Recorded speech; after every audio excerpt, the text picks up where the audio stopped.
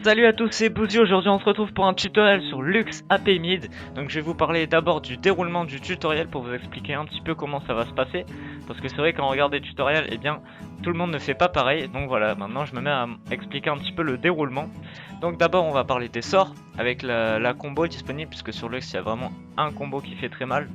Avec donc on va parler précisément des sorts pardon, avec tous les stats, tous les ratios, etc. très précis que j'ai pris directement du site de League of Legends que je vous mets dans la description. Je vais montrer plutôt les stats du champion, toujours pareil précis que j'ai pris du site de League of Legends. J'ai résumé tout ça histoire que ce soit plus simple, plus clair. Ensuite on va parler des runes, avec donc les différentes runes possibles. Je vais vous expliquer un petit peu pourquoi je fais ça. Les maîtrises pareil, sort d'invocateur, bon il n'y a pas beaucoup de choix mais je vais quand même vous le montrer parce que c'est important. Et enfin l'équipement, donc c'est quand même le plus important sur un champion, son équipement, qu'est-ce qu'on va acheter dessus. Bien, donc on va parler tout d'abord donc hop, faut que je rétrécisse un petit peu la fenêtre. Attendez, hop, je vais faire ça comme ça. Ça va, nickel, très bien. Alors du coup on va parler un petit peu des sorts de Lux. Donc déjà on va parler de sa passive. Donc le passif de Lux qui s'appelle Illumination, et qui fait que les sorts de Lux en fait qui infligent des dégâts aux ennemis, eh bien ils vont créer une marque sur l'ennemi. C'est une marque d'énergie et pendant 6 secondes elle va durer cette marque. Et donc pendant ces 6 secondes vous avez la possibilité de faire exploser cette marque une fois avec une attaque de base. Et donc voilà, la prochaine attaque de base sur le champion qui a subi des dégâts va exploser en infligeant des dégâts magiques supplémentaires. Donc juste, hop, je coupe le son parce que moi j'entends le son mais pas vous.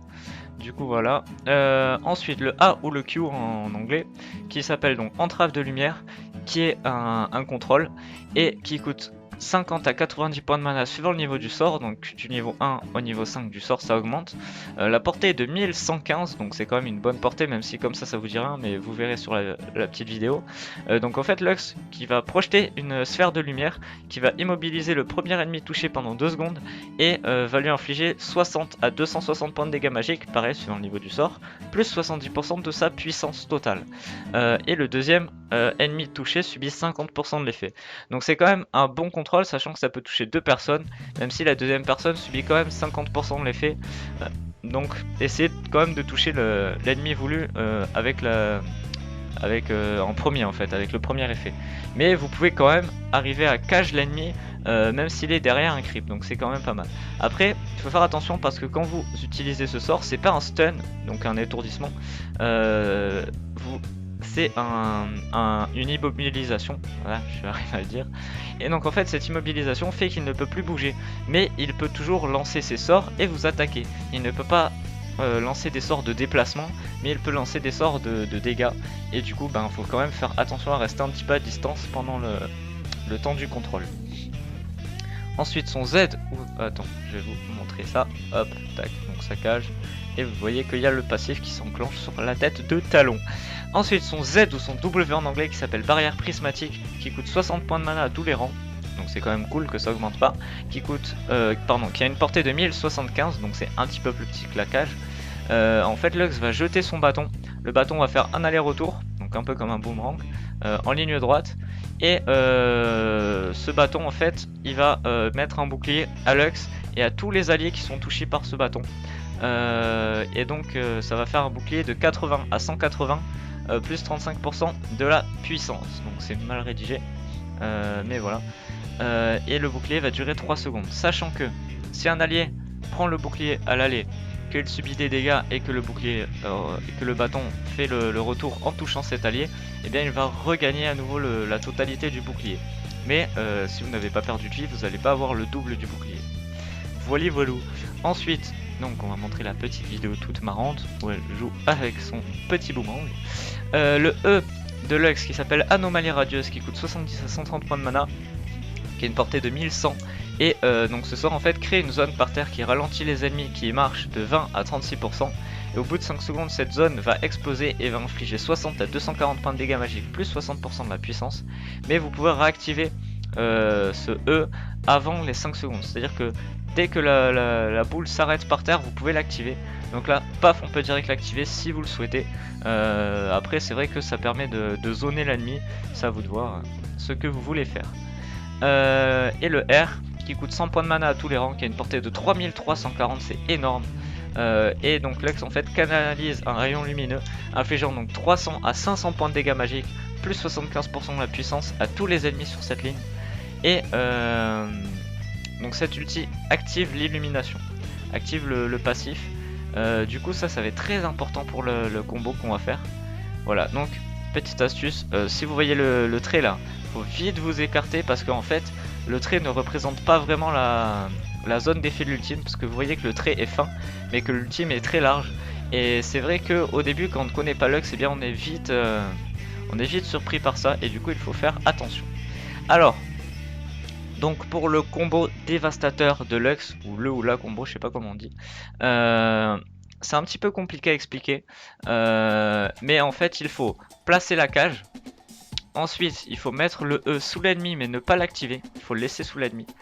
Ensuite on va lancer l'ultime, on va activer le E et mettre une auto-attaque. Alors pourquoi faire tout ça? Alors le A, vous le mettez, ça va cage l'ennemi. Là le passif va être disponible, mais vous n'allez pas mettre d'auto-attaque. Vous allez mettre le E sous l'ennemi, histoire que vous puissiez l'activer directement après tous vos sorts. Ensuite vous activez l'ultime, donc l'ultime va faire des dégâts, va exploser la marque du A, qui a posé le A. Ensuite vous réactivez le E, et là le passif est à nouveau disponible, et vous mettez une auto-attaque pour réactiver le passif. Du coup vous avez deux passifs disponibles, les deux maximum, donc le A et le E. Le passif du A est activé par l'ultime, le passif du E par la dernière auto-attaque. Et voilà, alors si vous mettez A, E, que vous activez le E et que vous mettez l'ultime, eh bien vous perdez un stack de passif. Et le stack de passif peut être décisif. Et même si vous savez que vous n'allez pas tuer la cible, eh bien il faut faire quand même ce combo, histoire de mettre un maximum de dégâts à l'ennemi. Et au pire, même s'il est pas mort, eh bien il va devoir back. Et du coup dans tous les cas il va perdre du temps, de l'XP, et vous allez peut-être pouvoir prendre un objectif. Donc c'est quand même très important de faire ce combo comme ça. Et donc ce combo en fait je l'ai tiré directement d'un stream de Diamant 1 qui main Lux et Katarina mid, et qui stream sur Millennium. Et donc voilà, je l'ai pris directement de son stream qui a expliqué ça, et j'ai trouvé très important. Et c'est pour ça que je fais ce tutoriel, parce que justement j'ai appris plein de choses sur Lux avec lui. Et du coup voilà. Alors pour les runes, donc on parle à la deuxième partie. Donc vous pouvez voir à gauche qu'il y a les stats de Lux, si ça vous intéresse de regarder ça. Donc en rouge, donc en marque, eh bien on va prendre des pénétrations hybrides normalement. Donc pénétration armure et pénétration magique, sauf que je n'ai pas ça parce que ça coûte cher et que je suis pauvre. Et donc si vous n'avez pas ces pénétrations hybrides, prenez de la pénétration magique, parce que Lux est un mage, vous avez pu le voir, tous ses ratios sont magiques, tous ses dégâts sont magiques, donc on va acheter de la puissance. Et donc la pénétration magique, c'est la moindre des choses pour Lux. Du coup on va prendre ça, mais le mieux c'est quand même la pénétration hybride. Pourquoi? Eh bien parce que vous allez mettre pas mal d'auto-attaque pour votre passif, et du coup ça va être très important d'avoir la pénétration d'armure. Et puis surtout que le fait de prendre des pénétrations hybrides, ça va pas beaucoup réduire la pénétration magique, donc ça va pas avoir un grand incident. Un gros incident, je sais pas quoi, enfin bref. Donc voilà. Ensuite, imaginons que donc on joue au mid, donc généralement on tombe contre des mages au mid, donc on va pas prendre d'armure. Donc en jaune on prend des points de vie par niveau. C'est le plus intéressant actuellement, des points de vie par niveau. Sachant que bref, on s'en fout, petit truc, voilà. Les runes par niveau sont plus avantageuses que les runes de base à partir du niveau 8-9 à peu près. C'est là où ça devient plus intéressant que les autres runes, donc les runes de base. Donc par exemple là, ces runes de résistance magique sont moins intéressantes à partir du niveau 8-9. Et donc voilà, c'est une petite astuce comme ça. Donc après, forcément en bleu on prend la résistance magique vu qu'on tombe contre un mage en lane. Mais vous allez me dire, ouais mais pourquoi on prend des trucs de flat, donc résistance magique de base et pas par niveau, si c'est moins avantageux à partir du niveau 8-9, qui est quand même un peu moins de la moitié des niveaux du maximum du jeu, tout simplement parce qu'on va tomber contre un mage en lane, et du coup on a besoin de résistance dès le niveau 1, et c'est pour ça qu'on prend de la résistance magique de base. Et ensuite donc en quintessence de la puissance ou de la pénétration magique, c'est vous qui voyez. Ou même de la pénétration hybride, sachant que la pénétration est super avantageuse en early game, donc en début de partie, mais est moins avantageuse plus tard, d'après moi. Voilà, après vous allez faire moins de... non, rien. Tout simplement. Après vous pouvez partir donc ouais sur de la pénétration et quintessence. Si vous tombez contre un personnage qui fait des dégâts physiques au mid, donc en jaune vous mettrez de l'armure, en bleu vous mettrez de la puissance et ou de la résistance magique par niveau si vous savez que vous allez beaucoup vous faire tuer sur plus tard dans les teamfights, mais Lux c'est quand même un personnage qui a pas mal de portée. Et en quintessence après vous pouvez prendre une ou deux d'armure suivant si vous craignez bien le champion ou pas, ça à vous de voir, sachant que les runes en jaune d'armure font seulement plus 1, du coup en tout vous aurez plus 9 d'armure, c'est pas énorme, sachant que Lux de base a 12 d'armure, vous vous retrouvez avec 21 d'armure au niveau 1, 25 au niveau 2, donc ça augmente quand même assez bien, 4 d'armure par niveau c'est cool, mais dans les trades en early, si vous tombez contre un Yasuo il va violer, et donc voilà. Ensuite on va passer aux maîtrises. Donc pour Lux en maîtrise il y a deux maîtrises différentes. Donc il y a ça, c'est un petit peu la base comme pour les AP. Après c'est vrai que j'aime bien prendre Festin et Boucher. Boucher ça permet de mieux farm, de mieux last hit, donc de mieux tuer les sbires. Et Festin ça permet de pouvoir sustain en lane, c'est à dire que quand vous tuez un sbire vous regagnez 3 points de vie et 1 point de mana. Donc ça paraît rien comme ça, mais avec Festin plus un anneau d'Oran, et bien c'est la régène mana et points de vie est quand même assez intéressante. Et j'aime bien prendre Lien magique, puisque avec Lux donc on va mettre pas mal d'auto-attaque et du coup et bien les sorts vont faire plus de dégâts. Après vous n'êtes pas obligé de prendre ces points là, moi j'aime bien les prendre si je prends 9 points en défense, parce que je trouve que avoir plus de points en défense ça sert un peu à rien avec un mage. Après voilà, vous n'êtes pas obligé non plus de prendre monstrueux, parce que plus 3% des points de vie max c'est pas très intéressant, surtout si vous tombez contre un personnage qui fait des dégâts physiques en lane, puisque en jaune vous n'allez pas prendre des points de vie par niveau, et du coup eh bien, vous allez avoir moins de points de vie max, et donc cette maîtrise va être moins intéressante. Voilà, c'est vous qui voyez, après vous faites à votre guise comme on dit. Ensuite, il y a une autre possibilité de maîtrise, donc le 21-09, donc on va partir sur l'utilitaire avec de la régène mana, avec affinité runique, donc qui permet de garder le blue buff 20% plus longtemps, et même tous les buffs, mais en général pour les mid laners c'est plus le blue buff qui importe. Après c'est bien de prendre savoir d'invocateur.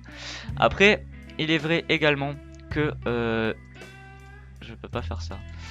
Il est agréable de prendre le cookie avec un mid laner, parce que le cookie c'est vrai que c'est vachement utile, mais après du coup on perd de la pénétration et on perd des dégâts en total, et du coup c'est un peu moins intéressant d'après moi. Ah, on peut enlever ça. Et bah voilà, en fait ça peut être intéressant comme ça, mais bon d'après moi c'est quand même viable hein, ces maîtrises là, ce qui vous permet de sustain encore mieux en lane, puisque donc vos potions vont durer 10% plus longtemps, et elles vont vous rendre instantanément 20 points de vie et 10 points de mana à l'activation d'une potion de vie. Donc ces potions de vie vont se transformer en cookies, donc c'est quand même intéressant d'après moi. Après c'est vous qui voyez. Ensuite on passe à la troisième, non 1, 2, 3, 4, quatrième partie, donc les sorts d'invocateur du champion. Donc on va prendre saut éclair, parce que Lux n'a pas d'escape de base, elle n'a pas de sort qui permet de s'échapper. Du coup on prend saut éclair, c'est le sort un peu basique sur tous les mages, j'ai envie de dire. Ensuite on peut prendre embrasement, soin et fatigue. Embrasement, alors il y en a plein que quand je leur dis que je prends embrasement sur Lux, ils font les gros yeux, ils disent what, pourquoi tu fais embrasement? C'est un personnage qui a beaucoup de portée, donc t'as pas vraiment la possibilité de mettre l'embrasement. Mais au contraire, parce que si vous regardez la combo, vous mettez au moins une auto-attaque. Et pour mettre une auto-attaque, vous avez la portée de mettre un embrasement. Si vous mettez une auto-attaque, vous avez forcément la portée de l'embrasement.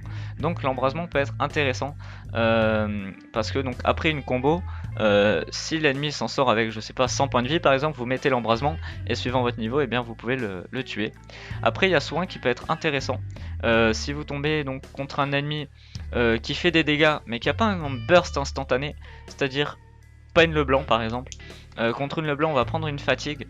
Pourquoi? Parce que la fatigue réduit de 50% les dégâts pendant les dégâts qu'inflige le champion ciblé pendant 2,5 secondes, et réduit sa vitesse de déplacement et d'attaque de 30%. Donc contre le blanc on va prendre fatigue parce qu'on va la voir jump, et maintenant qu'elle a plus de silence on peut lui mettre fatigue même si elle a lancé un ou deux sorts, Et du coup, dès que vous allez l'avoir jump, hop, vite une fatigue, et ça va réduire ses dégâts de 50% dans toute sa combo. Et du coup, c'est juste énorme. Et même contre Lux, je pense qu'on peut prendre fatigue. Même si soin ou embrasement peut être bien, mais fatigue, ça peut être cool. Parce que... Ah, remarque non, parce qu'en fait, Lux, vous allez pas avoir la portée de mettre la fatigue sur son combo. Donc ouais, non, j'ai rien dit. Mais voilà, fatigue, c'est contre un personnage qui va vous défoncer en 1 ou 2 secondes. Qui va vraiment vous burst instantané. Alors qu'un soin, c'est bien contre un personnage qui fait du DPS, donc dégâts par seconde en français. Et donc dans ce cas-là, ça peut être plus intéressant. Après, voilà, c'est à vous de voir ce que vous voulez prendre. Ensuite, on va passer donc sur les items pour Lux Mid. Donc un starter de base, un Odoran, potion de soin et totem baliseur. Sachant que si vous avez pris la maîtrise du cookie, donc maître culinaire, et bien votre potion de soin va se transformer en cookie. Donc c'est cool. Et donc ce cookie va être un petit peu boosté par rapport aux autres potions. Donc ça c'est le starter de base avec une ward. Que après donc ce totem baliseur vous pouvez le remplacer par un brouilleur optique. C'est vous qui voyez ce que vous préférez. Après donc si vous tombez contre un mage en mid lane, prenez un calice d'harmonie que vous évoluez en Graal pour avoir la résistance magique. Si vous tombez contre un personnage qui fait des dégâts physiques, prenez protège bras du savant assez rapidement parce que c'est très avantageux, c'est un item très bien contre les personnages AD puisque cet item est sorti quand c'était la grande mode des assassins qui font des dégâts physiques en mid lane. Et voilà, c'est sorti au moment où il y avait des talons, des panthéons et plein de personnages comme ça au mid qui étaient joués. Et du coup ils avaient sorti ça justement pour que les mages puissent se protéger un petit peu des personnages comme ça. Et du coup après en fait, vu que vous allez tomber contre un personnage qui fait des dégâts physiques sur votre lane, le Graal peut être moins intéressant déjà qu'il a été nerf et que le prix n'a pas bougé. Donc vous avez perdu quand même 15 de résistance magique plus d'autres choses et le prix n'a pas changé. Donc c'est moins intéressant. Après c'est vrai que si vous tombez contre un personnage qui fait des dégâts physiques, prenez plus un Morello. Puisque en fait avec le Graal vous allez... Enfin la stat résistance magique va vous servir à rien contre un AD. Du coup ouais le Morello peut être plus intéressant.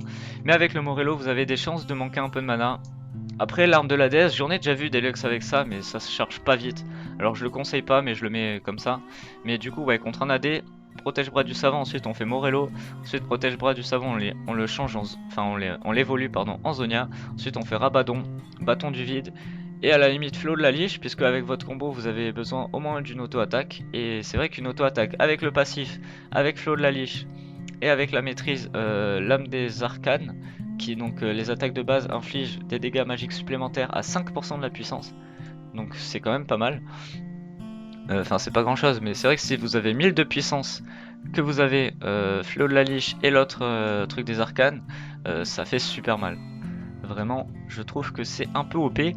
Et du coup, ouais, je pense que c'est à peu près tous les items qu'on peut faire sur Lux Mid. Après, je vois pas trop ce qu'on peut faire d'autre sans troller. Et en bot, donc chaussure du sorcier, c'est la base sur Lux parce que c'est un personnage qui est censé one-shot quelqu'un. Puisque ses sorts ont quand même pas mal de cooldown. Donc c'est quand même utile. Après, bottes de lucidité, je les ai mises, mais je pense pas que ce soit très intéressant. Et sandales de mercure, si vous voyez qu'en face ils ont beaucoup de contrôle parce que Lux n'a pas de sort d'escape. Du coup, c'est vrai qu'elle est un peu squishy en plus. Donc, si vous voyez qu'ils ont du contrôle et qu'ils arrivent facilement à vous tuer, prenez des sandales de mercure. Les tabis ninja ne servent à rien. Si vous voyez qu'ils ont que des dégâts physiques, prenez des chaussures du sorcier, on s'en fout. Mais sandales de mercure, c'est s'ils ont du contrôle ou beaucoup de dégâts magiques.